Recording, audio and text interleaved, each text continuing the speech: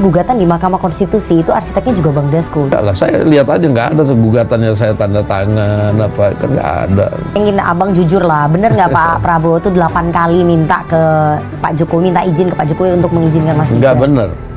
Bismillahirrahmanirrahim. Assalamualaikum warahmatullahi wabarakatuh. Jumpa lagi kita di channel Sumber Dakwah Official. Nah, ini ada tanggapan, pokoknya statement yang sangat menarik, tentunya tak kalah mengejutkan dari Ketua Harian Partai Gerindra, yaitu Pak Sumi Dasko Ahmad. Oke, langsung saja kita mulai videonya tanpa berlama-lama. Bismillahirrahmanirrahim. Let's go.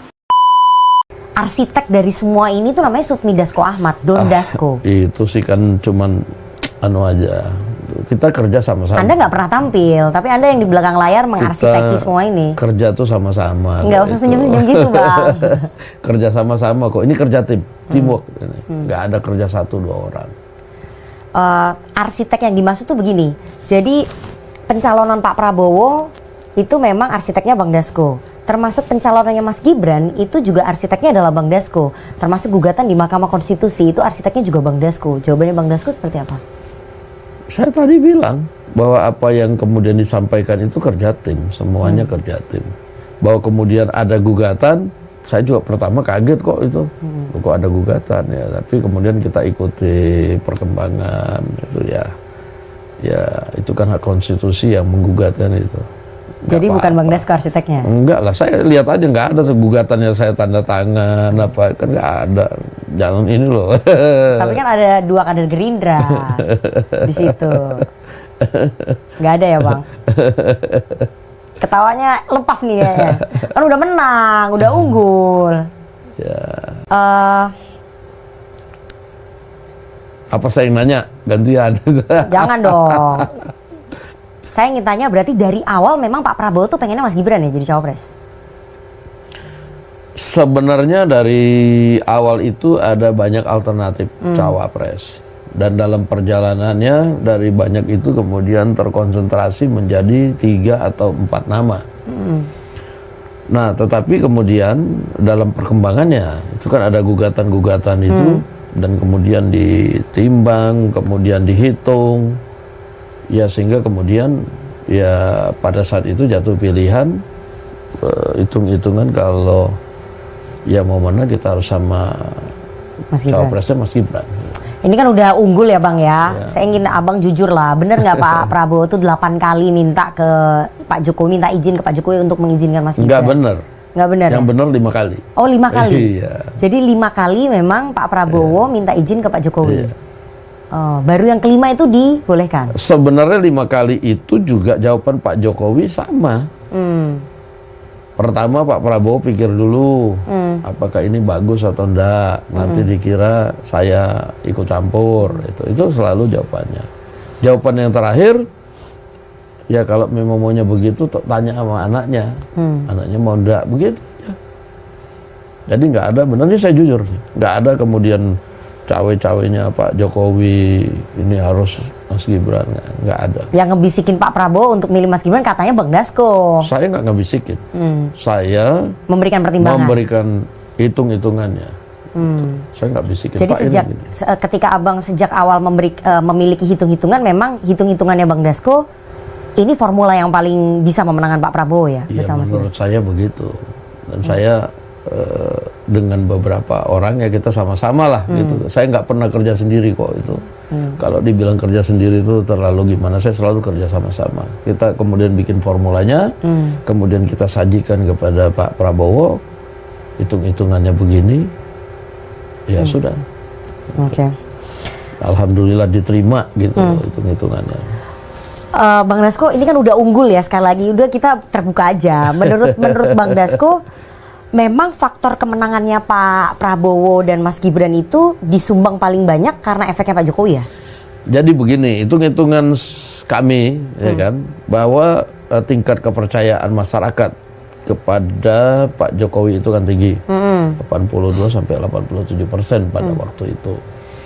Nah sehingga Pak Prabowo sebagai menterinya dari Kabinet Indonesia Maju yang harus mempromosikan bahwa yang akan melanjutkan program kerja Pak Jokowi tentunya juga harus punya pasangan yang kira-kira juga dia harus bisa juga dilihat sebagai ya orang yang sama-sama akan meneruskan programnya Pak Jokowi, sehingga masyarakat yakin dan tidak sia-sia ke tingkat kepercayaan yang tinggi itu untuk kemudian ditransformasi ke pasangan ini, kira-kira begitu. Oke, bahwa itu adalah program-programnya Pak Jokowi, tapi efeknya Pak Jokowi itu memang berimbas besar ya, Ya, terhadap kepercayaan masyarakat terhadap dia 82-87%.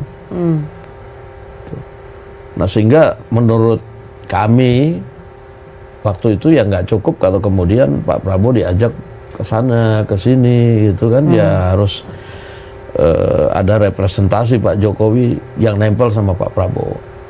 Karena begini, belum pernah ada ya Bang di negara lain petahana berhasil mentransformasikan angka kepuasan publiknya hampir 100% ke calon penggantinya. Tapi ini terjadi nih sama Pak Jokowi ketika beliau punya approval rating hampir angka 80% dan mungkin setengahnya itu berhasil tertransformasikan ataupun tersalurkan ke angkanya Pak Prabowo dan Mas Gibran. Itu Ya, gimana ya? itu kan di luar negeri. Ini kan Indonesia yang corak dan budayanya berbeda dengan luar negeri. Yang kami hitung, Itu sudah dihitung ya, Bang? yang kami hitung bahwa kalau itu kemudian ada representasi keberlanjutan kepemimpinan Pak Jokowi dengan dua pasangan ini rakyat Indonesia itu tadi minimal separuh aja itu pasti akan nyangkut di sini.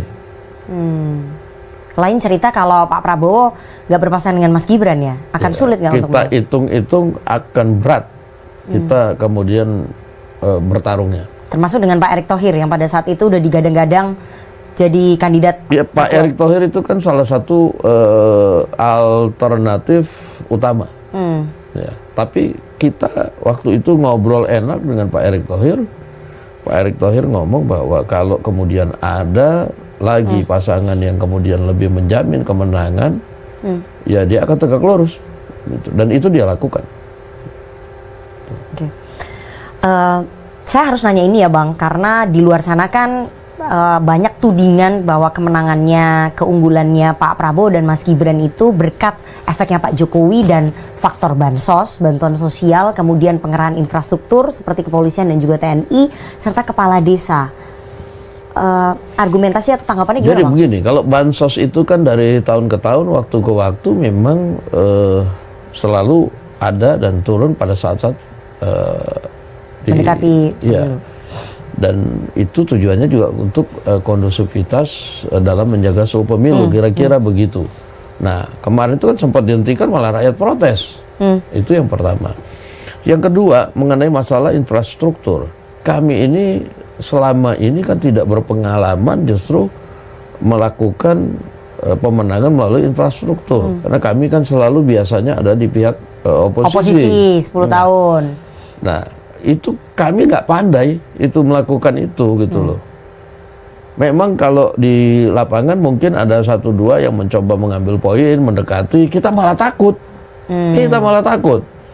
Takut TSM, kemudian takut salah di lapangan, malah kemudian nggak bagus.